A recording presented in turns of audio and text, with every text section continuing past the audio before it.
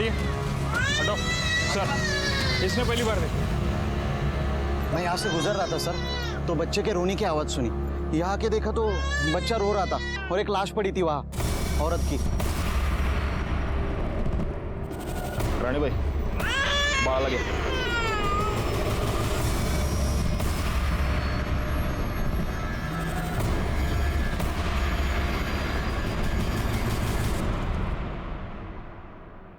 गला घूंट कर मारा गया है। गले पर निशान देख रहे हो? कुछ पता चला ये कौन है? जी सर, पता किया, ये प्रोस्टिट्यूट है, हाईवे पे धंधा करती थी।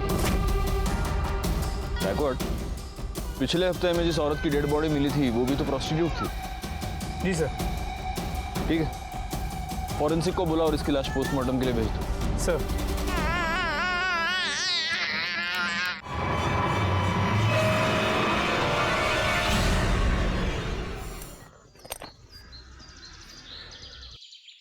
अपने पूरे करियर में मैंने ऐसे कई केसेस देखे हैं जहां जुर्म की वजह होती है जलन, या फिर लालच, या फिर बदले के लिए जुर्म किया जाता है, या फिर कभी कभी सिर्फ मजे लेने के लिए। नमस्कार, मैं inspector Rajesh Jadhav, crime petrol Dastak के आज के इस भाग में आपका स्वागत करता हूं। आज मैं आपको जिस केस के बारे में बताने जा रहा हूं, वहां जुर्म की वजह थी एक आदमी की सनक।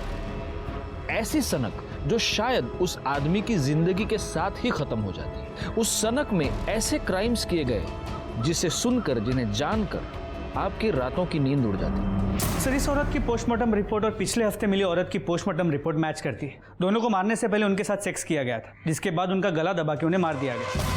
पर एटलीस्ट इस केस में तो ऐसा नहीं लगता कि ये मर्डर पैसों के लिए किया गया होगा, क्योंकि बॉडी के पास तो पैसे पड़े हुए हैं। समझ में ये नहीं आ रहा है कि जिस किसी की भी साथ ये गई होगी उसने इसे मारा क्यों। जरूरी नहीं कि वो एक ही आदमी हो। एक नोटिस की तुमने बात गायकवाड़, इसकी गर्दन पर ग्रीन नायलॉन रस्सी के छोटे छोटे रेशे मिले। सर, लेकिन ऐसा कुछ तो हमें पिछले केस में नहीं मिला था। हो सकता है तब रस्सी नहीं हो। मुझे ऐसा लगता है गायकवाड़, इन दोनों मर्डर केसेस में कुछ ना कुछ कनेक्शन है, क्योंकि पीएम रिपोर्ट और मारने का तरीका दोनों सेम है। हो सकता है कातिल भी सेम हो। सर, ये बच्ची कब से रो रही है, चुप ही नहीं हो रही है।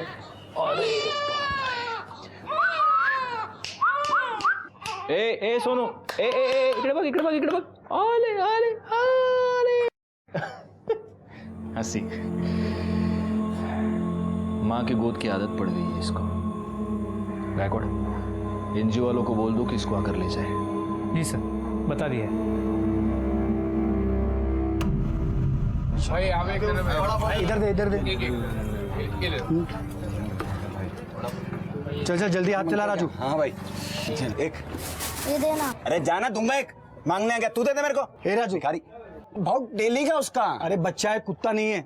चल बेटा, भूख लगी तेरे को, वड़ा पाव दे उसको, दे वड़ा पाव। ले भाई, और दू क्या? चल काम कर, चल जल्दी जल्दी कर। अरे भाऊ, याद है वृंदा वहिनी का फोन आया था? अरे हाँ, वो मेरा बात हुआ, वो सुबह मिल नहीं पाया ना, बस वही बोल रही थी। और ये क्या है, तुम्हारा वहिनी वहिनी लगा रखा है, अभी तक लगन नहीं हुआ मेरा और उसका। तो भाव नहीं हुआ तो हो जाएगा ना। आई, जो महेश अंकल ने चॉकलेट दी थी ना, वो मुझे दो ना। चॉकलेट चाहिए तुझे? देती हूँ।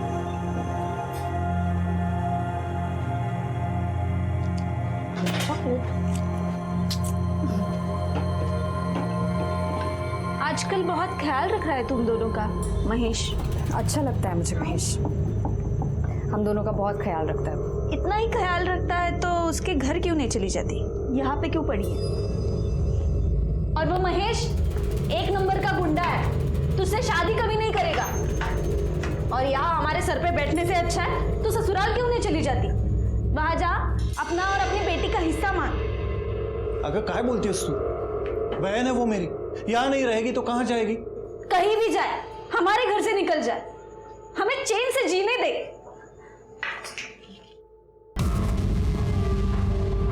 लो, नाम लिया और हाजिर हो गए।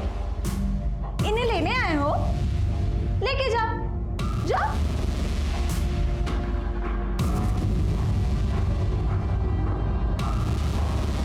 तू टेंशन मत ले, एक दिन लेने के लिए भी आएगा मैं। तब तक इनके यहाँ रहने से तुम लोगों को तकलीफ नहीं होनी चाहिए, क्योंकि प्रतीक के बाप का घर नहीं है सिर्फ, वृंदा के बाप का भी घर है। देख भाई, ऐसे कुछ नहीं है, बहन है वो मेरी। चुप कर। अगर मेरे को पता चला कि तुमने वृंदा को और प्राची को तकलीफ दी है तो इधर आना जाना लगा रहता है मेरा। तुम दोनों का बराबर हिसाब करेगा।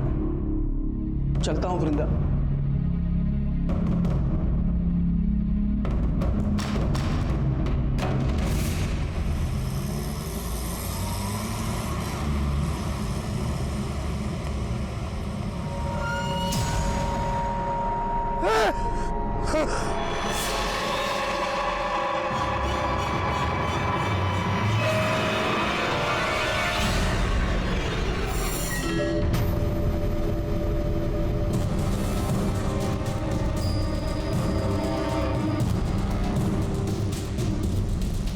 गले पर निशान देख रहे हो? इसको भी गला घोंट कर मार दिया गया है। मतलब चांसेस है कि ये भी प्रोस्टिट्यूट हो सकती है। अगर ये है तो फिर ये कोई ऐसे सीरियल किलर का काम है जो सिर्फ प्रोस्टिट्यूट्स को अपना टारगेट बना रहा है। मगर वो इन्हें मार क्यों रहा है? क्या मोटिव हो सकता है?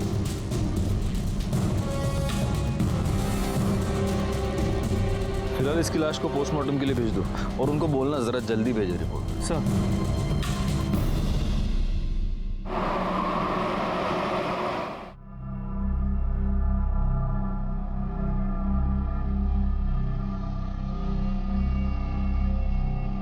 मंग्या की आई कह रही थी आज हाईवे पे एक और औरत की लाश मिली है। चांदनी, हसीना और अब पिंकी। ऑफ कोर्स ये इनके असली नाम तो नहीं होंगे। 3 प्रोस्टिट्यूट्स का मर्डर हुआ है और वो भी हाईवे पर जहां कोई सीसीटीवी कैमरा नहीं है। बहुत ही प्लानिंग से ये सब कर रहा है गायकवाड़।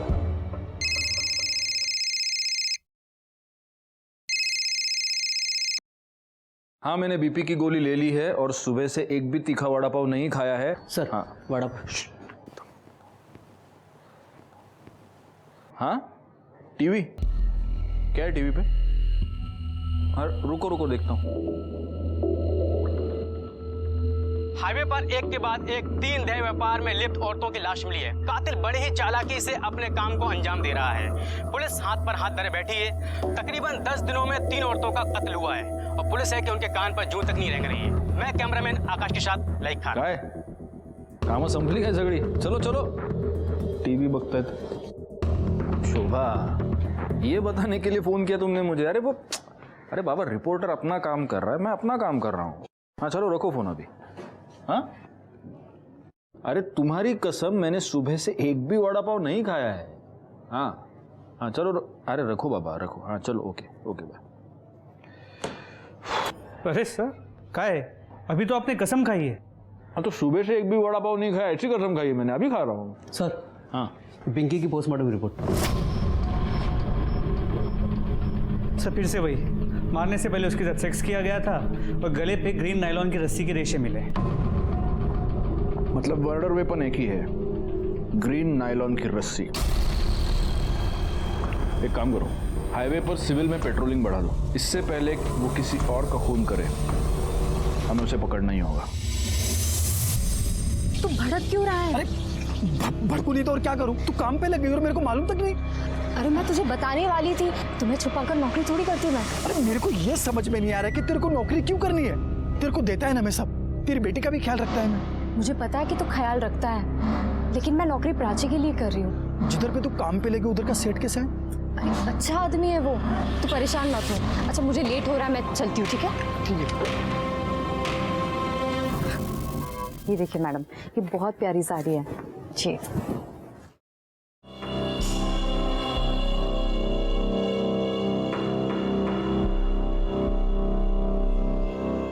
अब पैसे काउंटर पे दे दीजिए।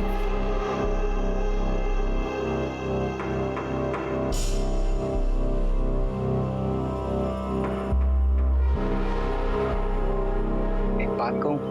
जी? वो साड़ी तो कस्टमर ले गई, लेकिन वो साड़ी जब तुम अपने बदन पर ला कर दिखा रही थी ना, तो देखा मैंने, बहुत खूबसूरत दिख रही थी।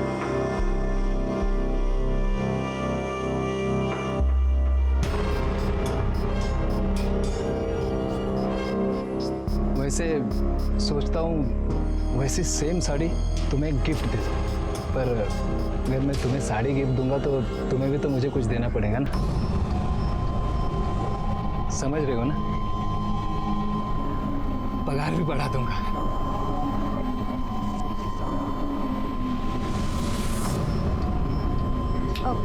वो मैंने आपको बताया था ना, मुझे घर जल्दी जाना है आज। मैं जाऊँ क्या? हाँ हाँ जाओ ना, लेकिन जो मैंने कहा ध्यान में है ना?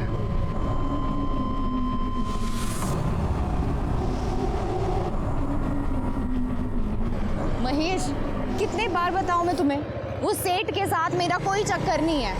मैं बस अपने काम से काम रखती हूँ। देखा तेरा काम से काम में, कैसे दांत फाड़ फाड़ के हंस रही थी तू। वो कुछ नहीं है महेश। वो खुश था क्योंकि मैंने आज सेल अच्छी की थी। वो बस मेरी तारीफ कर रहा था। देख, तू अगर मेरे को धोखा देगी ना तो मैं महेश, मैं तुम्हें धोखा क्यों दूंगी? मैं हमेशा तुम्हारे साथ रहूंगी, कहीं छोड़ के नहीं जाऊंगी तुम्हें। सच्ची? हाँ।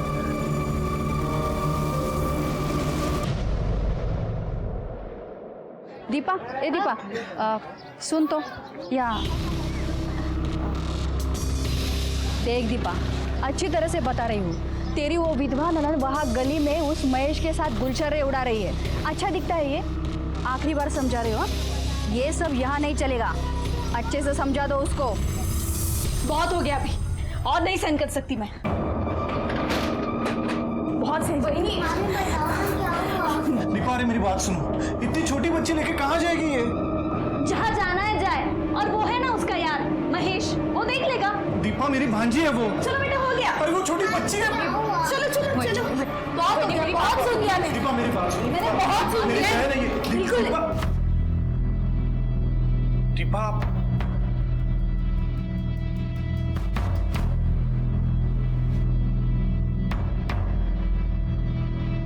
अरे राजू, भाऊ, ये राजू है, महेश के ठेले पे काम करता है।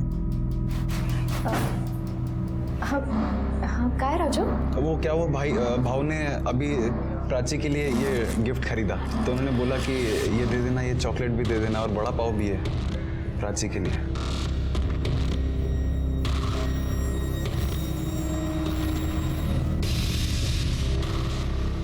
मैं चलता हूँ।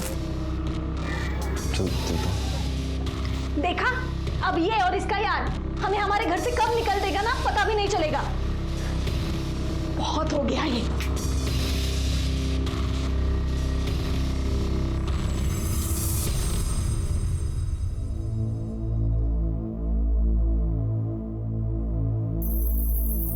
देखा है वृंदा को? अरे क्या हुआ, ऐसा चुप क्यों है? कुछ हुआ क्या? अरे बोल ना, कुछ हुआ क्या? भाव, वृंदा बहनी के साथ कुछ ठीक नहीं हो रहा उस घर में।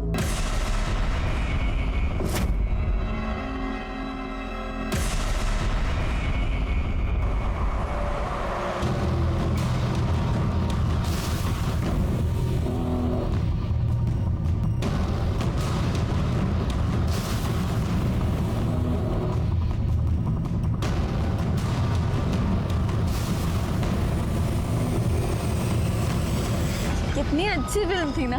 हाँ। कितने दिनों बाद ऐसे बाहर निकले हम लोग। कितना अच्छा लग रहा है। वरना तुम्हारी बहन, उसने तो जीना हराम करके रखा है हमारा। तुम क्यों सोचते हो उसके बारे में ऐसे? महेश, अरे मार क्यों रहा है उनको? अभी तो सिर्फ थप्पड़ मारा है, इसके आगे सोच भी नहीं सकता कि मैं क्या करेगा। समझा दे तेरी बाइकों को कि अगली बार वृंदा के सामने ऊंची आवाज में बात हुई की ना, काट के इधर ही गाड़ देगा मैं तुम दोनों को, समझा ना?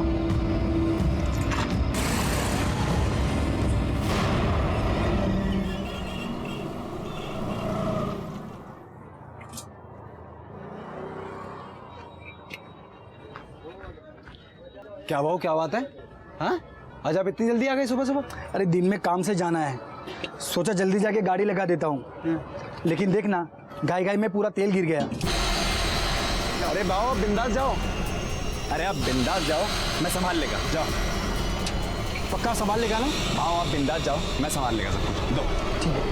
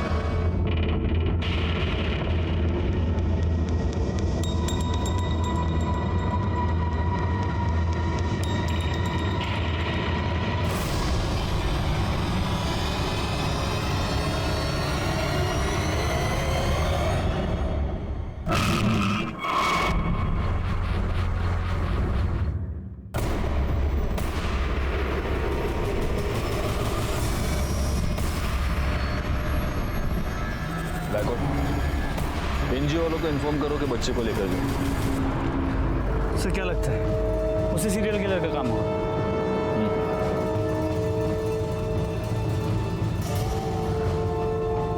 या तो वो हमसे 2 कदम आगे चल रहा है या हम बहुत स्लो है।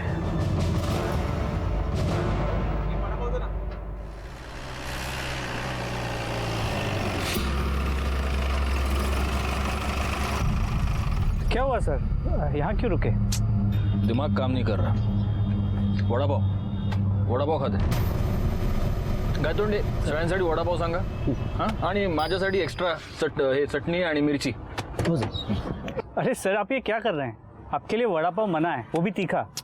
मेरे लिए थोड़ी है, तुम्हारे लिए मंगा रहा हूँ। आओ। वड़ा पाव बन।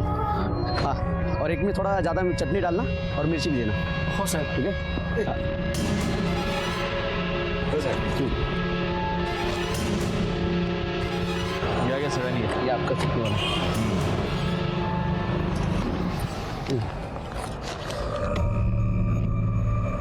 गायकवाड़, इस औरत के गले पर जो रस्सी के निशान थे उसमें भी अगर हमें वो ग्रीन रस्सी के ट्रेसेस मिलते हैं और अगर इस औरत के साथ भी मारने से पहले सेक्स किया गया है तो ये कंफर्म उसी सीरियल किलर का काम है। और शायद इस सीरियल किलर को पता चल गया कि हमने ये सायन पनवेल हाईवे पे पेट्रोलिंग बढ़ा दी, इसलिए उसने अपना अगला शिकार ये पनवेल खपोली हाईवे पे ढूंढा है।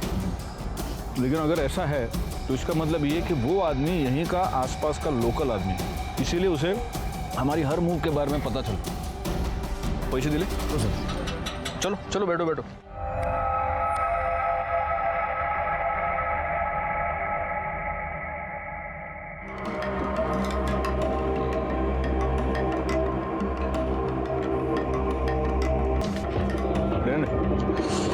अच्छा बना दे वड़ा पाव, क्वालिटी मेंटेन रखना।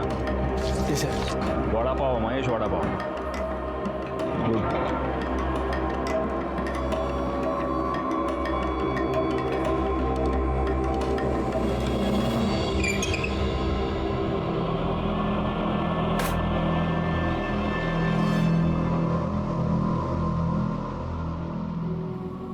आज फिर तो किसी को मार दिया। हाँ, सबको मार देगा मैं, सबको मार देगा मैं। बस कर अब, बहुत हो चुका। किसी को नहीं छोड़ेगा मैं, सबको खत्म कर देगा मैं। चला।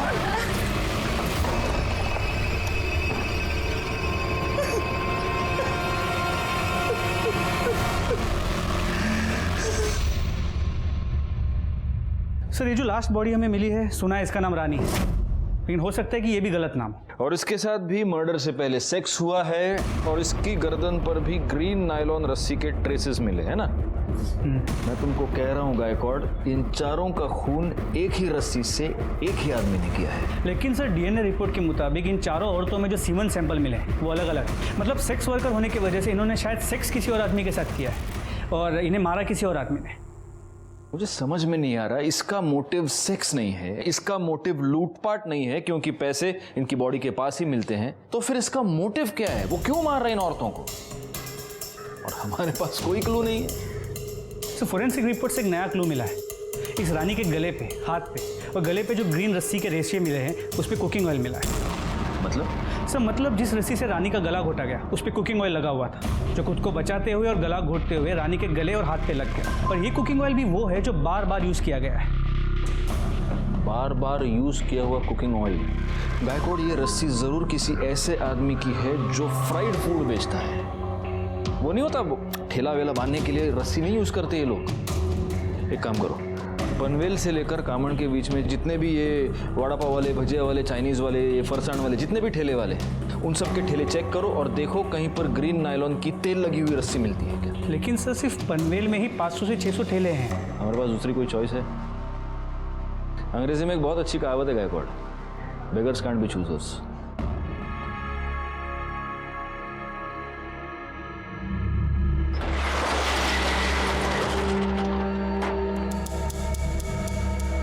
शटर क्यों बंद किया? तुमने तो कहा था ना कि बदले में कुछ दोगे, तो अब ना मत करना। छोड़ो मेरे हाथ। देखो बहुत चिल्लाऊंगी मैं।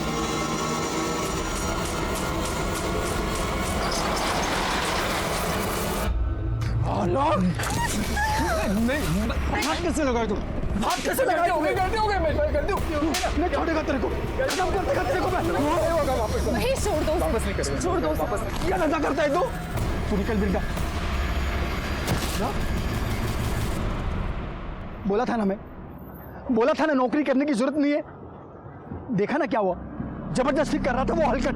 अरे तेरे को लाख बार समझाया कि ज्यादा हंसने बोलने का नहीं। प्रॉब्लम सिर्फ उसकी नहीं है, तुम सारे आदमी एक जैसे होते हो। एक अकेली औरत देखी नहीं कि सहारा देने के नाम पे उसका फायदा उठाने की कोशिश करते हो। जिसे देखो वो मेरी लाइफ को कंट्रोल करने में लगा पड़ा है। घर में वो वही नहीं है, दुकान में वो गिरीश और यहाँ तुम। मुझे नहीं रहना है, मैं जा रही हूँ। सुन, तू इतना भड़क काय को रही है? क्या मांगता क्या है तेरे को? बोल, मैं करेगा ना तेरी मदद। बोल, क्या मांगता है तेरे को? तो लगता क्या है मेरा? हम दोनों का रिश्ता क्या है? रिश्ता मांगता है? मैं करेगा तेरे साथ शादी। क्या बोलती है? तो सचमुच मेरे साथ शादी करेगा? तू सिर्फ हाँ तो बोल, मैं कभी भी तेरे घर रिश्ता लेकर के आ जाऊंगा। और वो तेरी एडी वही नहीं है ना, वो खुशी के मारे नाच उठेगी कि चलो अच्छा हुआ पीछा छूटा। अरे अब तो हंसो पहुंच देना। अरे हंसना, अभी करेगा ना मैं तेरे साथ शादी।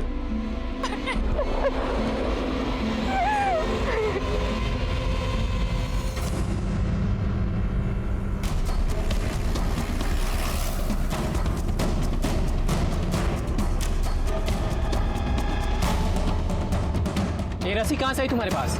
साहब वो मैंने कुछ दिन पहले खरीदी थी। प्लास्टिक बांधना पड़ता है ना, नहीं तो बारिश में पानी अंदर आ जाता है, इसलिए। शिरके। जी सर। ग्रीन नायलॉन की रस्सी ढूंढनी है, पीली नहीं। Okay sir. साहब मैं तो इधर भाखड़े पर ही था, ये रस्सी तो बहुत पुराना हो गया है, मेरे को नया लेने का था। कहीं ऐसा ना हो कि अभी बांधा और अभी टूट जाए। उसमें से थोड़ा सैंपल के लिए हम लेके जा रहे हैं, ठीक है? ठीक है साहब। सर हम लोग यहाँ तक आए हैं तो जादव सर के लिए एक महेश का वड़ा पाव लेते हैं चटनी डाल के। ठीक है, चलेगा। गौली शिरके, तुम लोग बाकी की दुकानें चेक करो।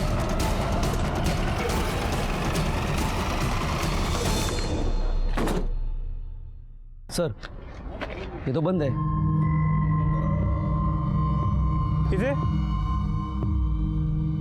ये महेश किधर गया? बंद क्यों है? साहब महेश भाऊ ने आज जल्दी बंद किया, उनको किधर काम से जाना था आज। बहुत ज्यादा प्रेशर बना था हम पर इस केस को सॉल्व करने का। समझ नहीं आ रहा था क्या करें, क्योंकि इस केस में कोई भी सॉलिड लीड नहीं थी हमारे पास। कहने को इंफॉर्मेशन तो बहुत थी, लेकिन उसके आधार पर किसी भी नतीजे पर पहुंचना मुश्किल था, सिवाय इसके कि एक सीरियल किलर था जो हाईवे पर एक के बाद एक सेक्स वर्कर्स का खून कर रहा था। और तभी एक ऐसी घटना घटी जो इस प्रोस्टिट्यूट वाले एंगल से अलग थी। वृंदा?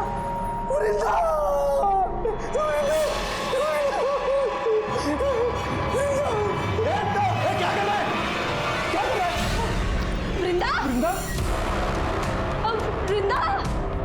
वृंदा? दीपा, वृंदा को किसी ने मार दिया। वृंदा को क्या हो गया? तुम्हें अंदर किसने बंद किया? मैं अंदर खेल रही थी और बाहर से किसी ने कड़ी लगा दी। अरे वो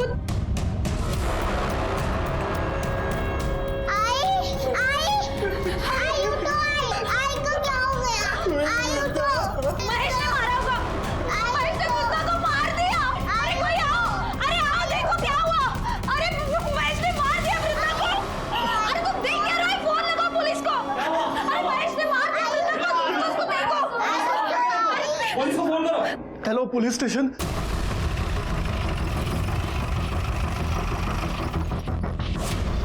चलिए हटिए।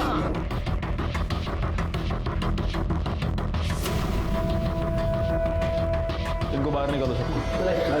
इधर आप भी पीछे हो जाइए।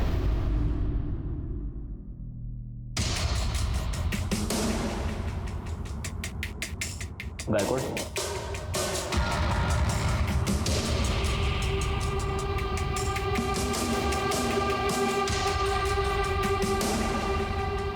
एक काम करो गायकवाड़, पंचनामा करो और बॉडी को पोस्टमार्टम के लिए भेज दो और फॉरेंसिक टीम को भी बुला लो।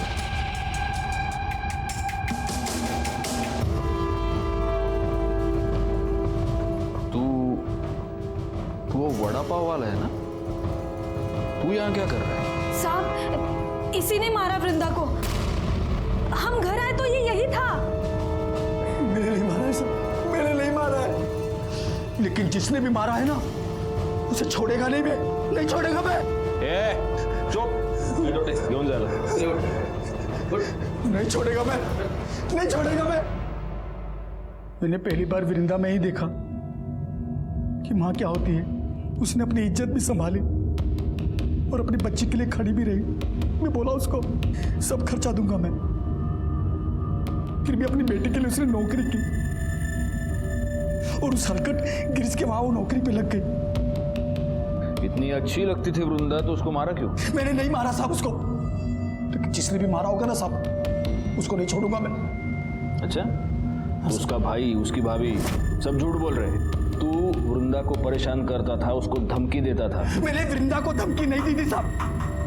मैंने प्रतीक और दीपा को बोला था कि उसको परेशान ना करें। मैंने तो वृंदा को सिर्फ इतना ही बोला था कि किसी के भी साथ ज्यादा हंसने बोलने का नहीं। अच्छा, क्यों नहीं हंसने बोलने का? मतलब तू कुछ भी कर सकता है, वो कुछ नहीं कर सकती, क्यों? ऐसा नहीं है साहब, दूसरों का छोड़ो, मैं वृंदा को हाथ भी नहीं लगाया था और शादी से पहले साथ में सोना तो दूर की बात, मैं तो प्यार करता था उससे। शादी बनाने का था, इसीलिए उसके घर पे मैं उसका हाथ मांगने के लिए गया था, लेकिन मेरे पहले वो वहां पे मरी पड़ी थी।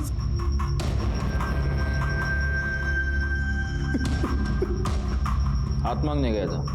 हाँ साहब, करीब 2 बजे के आसपास वृंदा का मेरे को फोन आया था। हाँ हेलो महेश, आज तुम शाम को 4 बजे घर आ सकते हो? अरे शाम को कैसे आएगा मैं, इधर धंधा कौन संभालेगा? शादी की बात करने के लिए तुम एक दिन जल्दी दुकान बंद नहीं कर सकते? क्या तू मेरे को शादी के लिए बुला रही है? मैं गाड़ी बंद करके घर गया, कपड़ा बदली किया, उसके घर के लिए निकला। जब घर जाके देखा तो वो पहले से मरी पड़ी थी साहब। कितने बजे पहुंचा उसके घर? 4:45 बजे पहुंचा होगा साहब, तब तक वो मर चुकी थी।